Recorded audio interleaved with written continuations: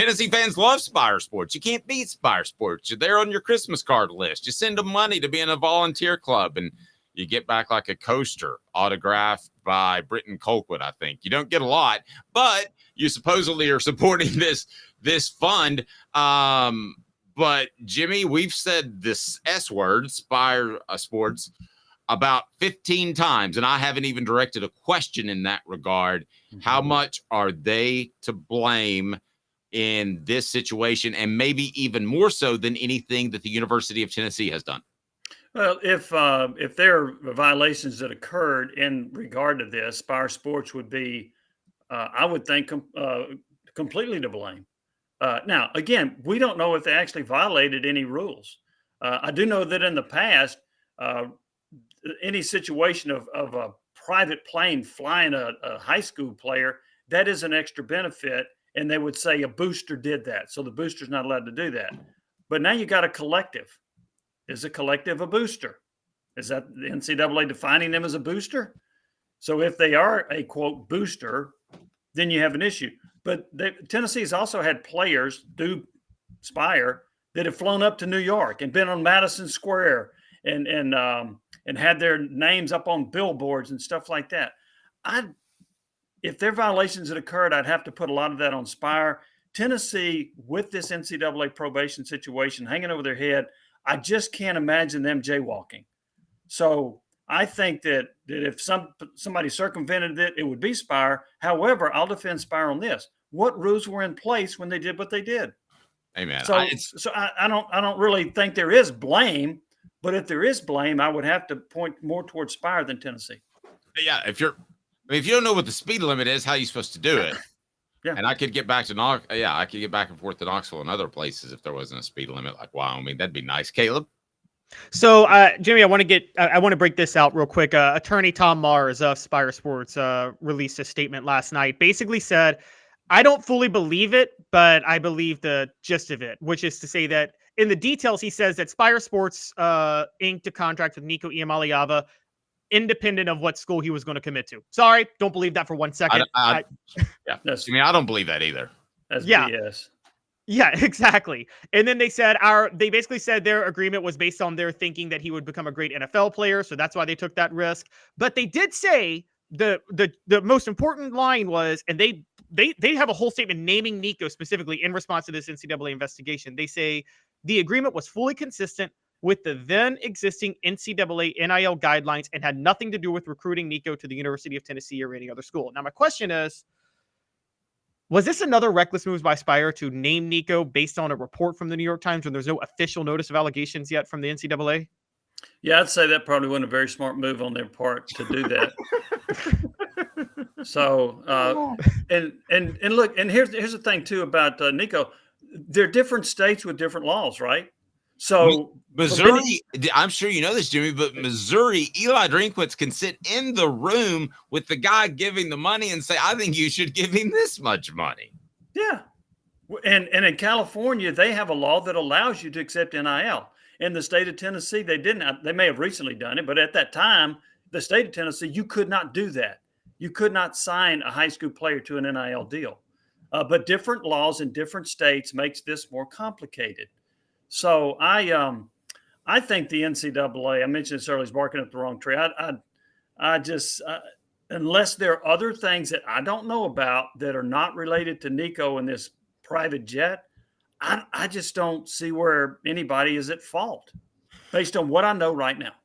Okay, you're talking to somebody that still owes Jimmy a steak because he said Chris Winkie would be an all-pro for 4 years. So have I said stupid things before, like Kirby Smart was a terrible hire at Georgia? Yes, I've said that, okay? I've been that dude. But I think I'm right more times than not. Jimmy, would you agree with that? Not when we bet. Oh, that's a fair point.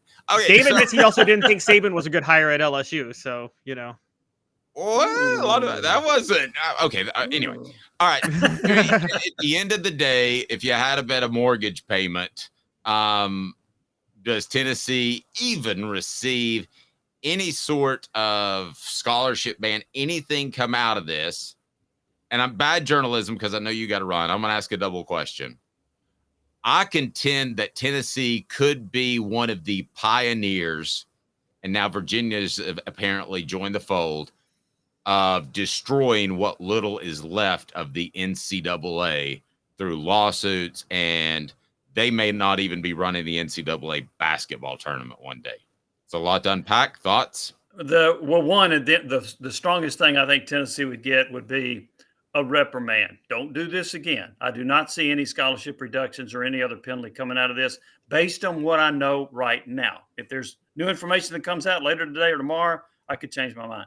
The other thing is, I think the NCAA under its current situation is in deep trouble. I don't know if Charlie Barker can save them. I'm not sure if he can. I've heard a lot of good things about him from a number of administrators, but it's hard to get a whole bunch of people. You got 133 FCS teams, and then in basketball, what are there? Almost 350 teams. It's hard to get everybody in agreement on what NIL should look like on any rule, period. So that's going to be a massive problem for them. I could actually see football kind of breaking away, but I think the other sports would probably stay under the NCAA umbrella because they don't have the power to go out and make money like football can. Okay. Last thing. Impossible question, time frame. Does it affect this year at all? I will say this as a guy that's covered recruiting. I don't think these things have as big of an effect on recruiting as kind of a specter looming over the program as a lot of people do. I don't think kids really look into that. But do we see any impact on the 2024 season in which we know that Josh Heupel is all in on? In my opinion, no. I don't think anything will come by that quickly. And if it does, Tennessee would appeal. And so I don't think it'll impact this season at all. All right, Jimmy, have a blessed day. Thank you, sir. I know you got the grandson later today, so we want to see the tweets. My wife loves the tweets. She's like, oh, it's so cute. I've got a picture of him I'm going to send out. He is he's doing some DJ work. He's behind this little deal with the microphone and all that. He's doing his best Sterling Hinton. You're going to like this one. Sterling Hinton, yes the man. Yes or no? Does Spyre Sports disband like the 12th man or not? Is what? No. Does Spyre Sports go the way the 12th man? No, I happen to have a couple of sources at A&M. That place was a fiasco. It was this is not even the same ballpark, but I think Spyre Sports needs to shut their mouth and just do their job. All right, Jimmy, great stuff, man. Right. Thanks, guys. Y'all have a good day. Wow, okay. That's strong. And then, so somebody posted this on Twitter. I'm sorry, our message board. At first, I thought this could hurt recruiting, but really, if you're a player, why would you not want to go to a school that you will know will pay you and protect your NIL rights and won't take no crap? By Dylan Plowman. We don't know if that's related to Dante Plowman or not. I want to speak to those lines. I've always thought that. By the way, it's Don Day, not Dante. You keep saying Dante, like Dante Stallworth. With Plowman? You're yeah. No, I've not said Dante. It sounds like you've been saying Dante. It sounds like you've been saying Dante. No. Maybe I'm talking too fast because I'm excited. But because I love good content.